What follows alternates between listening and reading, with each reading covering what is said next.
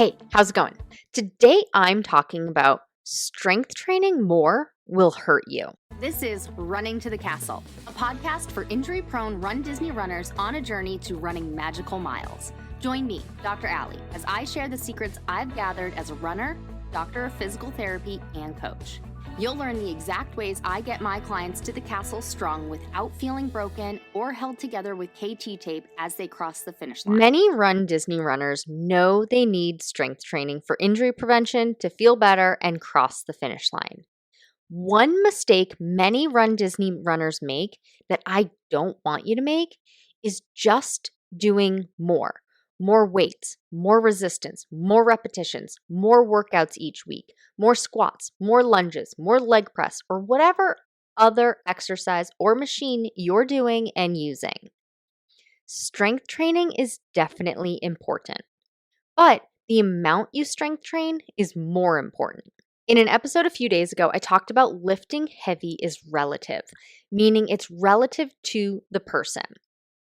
I was at a professional development for 2 days last week, and I was sitting next to a personal trainer who everyone was congratulating on her new deadlift PR. So I just had to ask her, how much can you deadlift? And for her birthday every year, she tests her deadlift, and she can now lift 3 times her body weight in her deadlift. Now, I have no idea how much she weighs, but if I did that, I'd be deadlifting 390 pounds. I don't even think I can deadlift the bar, which is 45 pounds. So for her, lifting 390 is heavy. And for me, deadlifting 45 is heavy. It's relative. Now, if I went to deadlift 390, I would definitely get hurt. And when I'm talking about strength training more, I know you aren't thinking of deadlifting 390 pounds.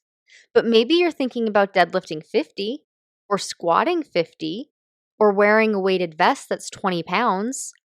To many of my clients, those are standard numbers they say when I ask how much weight they start or started with.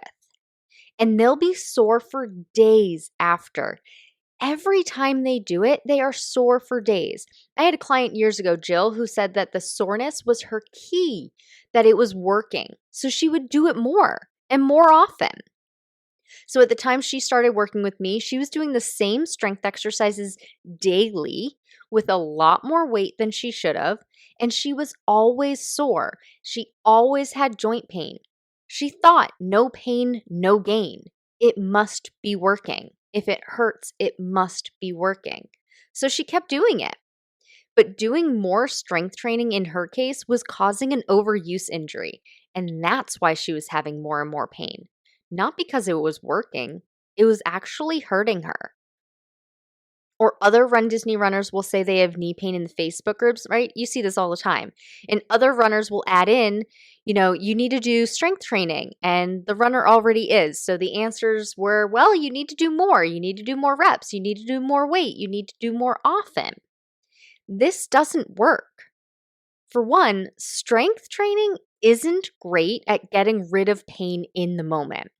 It's good for getting some motion in the joints and for preventing injury because you build up the muscles to support the area, but it's not great for in-the-moment pain relief. It's like when you go to the dentist because you have a toothache. They look at your tooth and they say you have a cavity.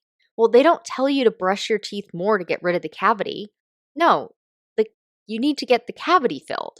They do say to brush your teeth, but that's to prevent more cavities from forming.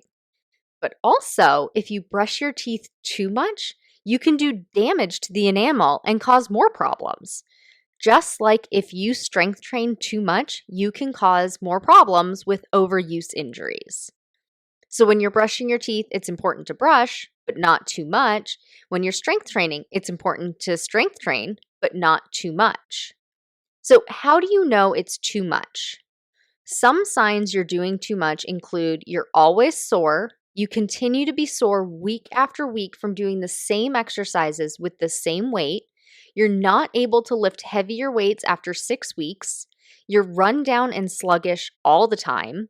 Your joints and your muscles are swollen, and your joints are stiffer than usual. There are plenty more, but I think that's a good list for now.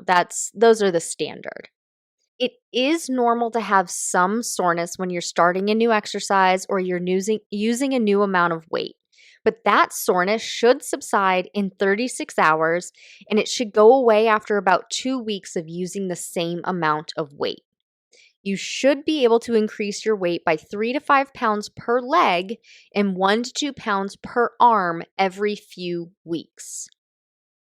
You should be feeling energized after some workouts, tired after others, but not consistently tired and sluggish every day.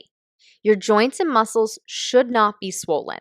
Some swelling in your muscles during a carb load and after heavy lifting are normal. But once you run your race, if you're carb loading, or drink extra water for 24 hours after heavy lifting, your muscles should not be swollen. So how do you fix it? How do you know how much is enough but not too much? One of the ways you know it's not too much is thinking about all those symptoms I just listed. If you're exercising regularly with the correct amount of weight, you shouldn't have those symptoms. But another one is that you test the weight you're using for the exercise. I do this with all my clients when we start a new strength program, like in Stronger, Faster, Finisher, and we test your maximum amount of weight to use in at least the top 10 exercises every runner needs, and I may add a few more depending on the runner. We test the strength, and then I use those numbers to form light, medium, and heavy weights for that particular person. Remember, it's all relative. Then, with their running and their cross-training plan, we make light, medium, and heavy workout days to correspond with how much they're running. And they track their workouts with how each weight felt with each exercise, check in every 6 weeks to test again so that we know that they're progressing. Now, I should say this is specifically for when the runner is in the build phase of their training.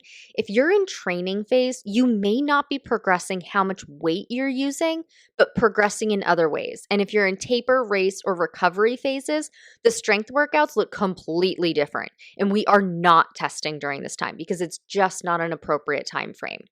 But during the build phase, which is 12 weeks long, 12 weeks or so, we have a test at week 1, 6, and 12 to make sure things are right on track. And if injuries are popping up or strength isn't progressing, we're diving deep to see what else it could be. But adding more is rarely what's needed in that moment. And by adding more, I mean the strength training. Adding more strength training is rarely what's needed in that moment. Because more isn't better, it's just more. And more strength training can hurt you. So make sure that the weight you're using is the right amount and that you're strength training the right amount each week for you. For the runners that want to finish their next Run Disney race stronger and faster so you stop getting injured, you beat the balloon ladies, and you cross the finish line, I invite you to check out my newest program, Stronger, Faster, Finisher. Get the workouts you need to build speed, stamina, and strength. If that sounds like something you're looking for your next race, visit the link in the show notes to learn more. As always, thanks so much for listening. That's all for now. Talk to you soon.